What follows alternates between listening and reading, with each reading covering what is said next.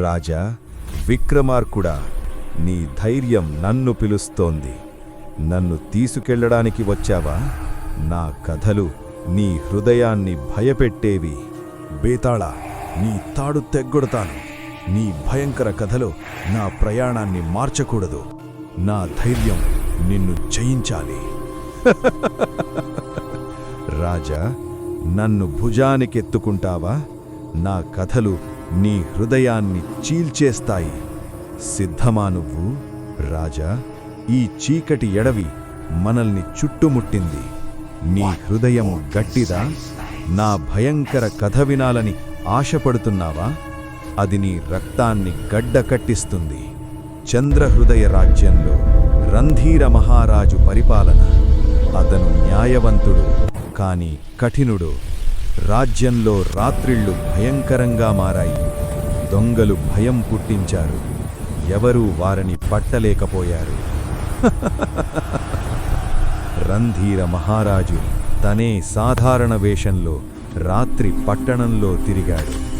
చీకటి రాత్రి అతనొక దొంగను పట్టుకున్నాడు. ఆ దొంగ ధైర్యవంతుడు, అందమైన యువకుడు.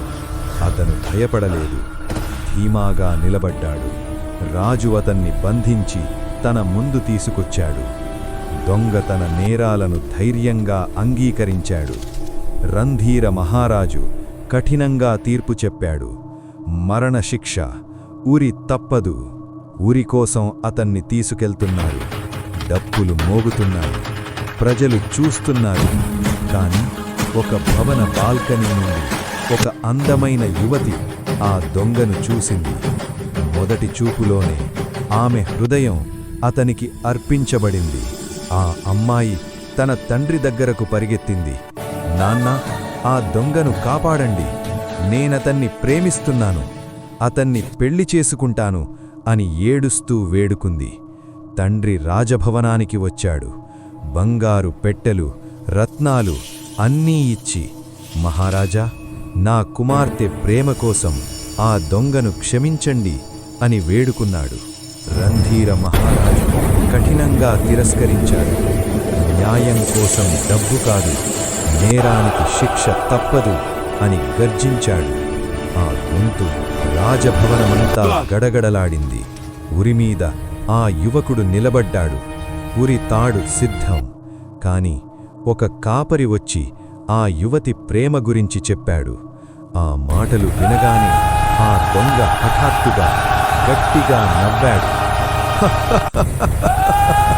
అని అతని నవ్వు ఆ భూమి అంతా వినిపించింది. కానీ కొద్దిసేపటికే ఆ నవ్వు ఏడుపుగా మారింది. అతను హృదయం చీల్చుకొని ఏడ్చాడు. కన్నీళ్లు కారుతూ, ఆ ప్రేమ నన్ను రక్షించలేకపోయింది అని ఏడ్చాడు. ఆ బాధ, ఆ దుఃఖం, ఆ హృదయ విదారక దృశ్యం. ఇప్పుడు నీవు చెప్పు రాజా. నీకు తెలిస్తే ఇప్పుడే చెప్పు. లేకపోతే నీ తల ఇప్పుడే పగిలిపోతుంది. ఆ దొంగ ముందు నవ్వాడు. ఆ అమ్మాయి ప్రేమను ఆలోచించి, అంత గొప్ప ప్రేమ నాలాంటి నేరస్థుడికి అర్హత లేదని ఆ పితోత్వంతో. తరువాత ఏడ్చాడు. ఆ ప్రేమ ముందే వచ్చి ఉంటే నా జీవితం మారేదని ఆ బాధతో, ఆ హృదయ విదారక బాధతో. నన్ను ఓడించావు రాజా. నీ ధైర్యం, నీ బుద్ధి గొప్పవి. ఇప్పుడు నేను వెళ్ళుతున్నాను. కాని మళ్ళీ మళ్ళీ మన యుద్ధం మొదలవుతుంది.